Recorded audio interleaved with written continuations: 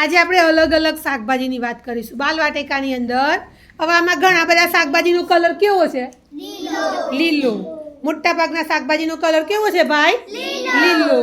બરાબર. ચલો ભાઈ, ચલો કયું શાક છે? ભાઈ આદુ શેમાં નાખવાનું?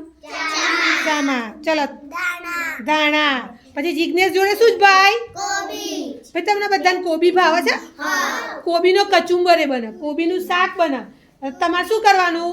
તમને શાક ના ખાતા હોય ને તો કોબી મમ્મીને કહેવાનું ઝીણી ઝીણી સમાર દેવાની, સહેજ મીઠું લીંબુ નીચોવાનું, પછી ખાવાની. મસ્ત લાગે કોબીનો કચુંબર. ચલો શું છે ભાઈ? ભાઈ મેથીની ભાજીને શું બને? હા, શું બને? ભજીયા બને, થેપલા બને, મુઠિયા બને, ઘણું બધું બને. ચલો ભાઈ તમારી જોડે શું છે? ટામેટા. ભાઈ ટામેટા શાકમાં ન ખાય ને કાચા ટામેટા ખવાય ને? આપણે સલાડ બનાવ્યો તો એકવાર ખબર છે વાડકીમાં? એમાં શું શું નાખ્યું હતું? ટામેટા, ગાજર, બીટ નાખ્યું હતું બધું. ચલો ભાઈ તમારી જોડે શું છે બેન? લસણ. ડુંગળી તો કાચી પણ ખવાય, ખવાય ને? તમે ખાવ છો ને ભાત જોડે ને એમ ડુંગળી લઈ જાઓ છો. લસણ ને શાકમાં ન ખાય. ચલો ભાઈ તમારી જોડે ગાજર અને લીલા મરચા છે. ચલો બેન તમે વાલોર. પછી ફ્લાવર, શિમલા મરચું. જો આની જોડે છે આપણા દેશી મરચા છે. આ મરચું કયું કહેવાય? શિમલા મરચું. ચલો ભાઈ નાનું જોડે શું છે?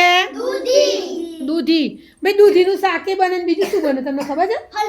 હા, શું બને? ગાજરનો એ હલવો બને ભાઈ, દૂધીનો એ હલવો બને, દૂધીના મુઠિયા બને, થેપલા બને, ઘણું બધું બને. ચલો ભાઈ શું છે? ભાઈ રીંગણનું શું બને તમને ખબર છે? શું બને રીંગણનું? શાક બને. રીંગણમાંથી ઓળો બને. ચલો ભાઈ તમારી જોડે શું છે? બટાકા. બટાકા તો બધા છોકરાને ભાવે છે, ભાવે છે ને? ચલો તમારી જોડે પાલક. પાલક છે એ પણ ભાજી કહેવાય. હવે આ બધા શાક તો ભાઈ જે આપણે કિચન ગાર્ડનમાં હતા બાકીના લાયા, પણ એ સિવાયના કયા કયા શાકના નામ તમને યાદ આવે છે? હા, એક એક બોલો, એક એક બોલો.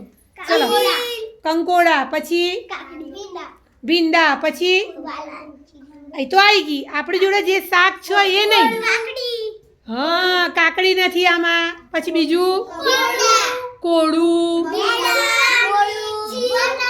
વટાણા નથી, સુરણ, શીંગો, ગવાર, કેટલું બધું શાક છે ભાઈ, છે ને? એટલે બધાએ શું કરવાનું આજથી? વટાણા નથી, ટીંડોળા, પરવળ, બીટ. ભાઈ બીટ, ગાજર ને બધું ક્યાં થાય? જમીનની અંદર થાય. બાકીની શાક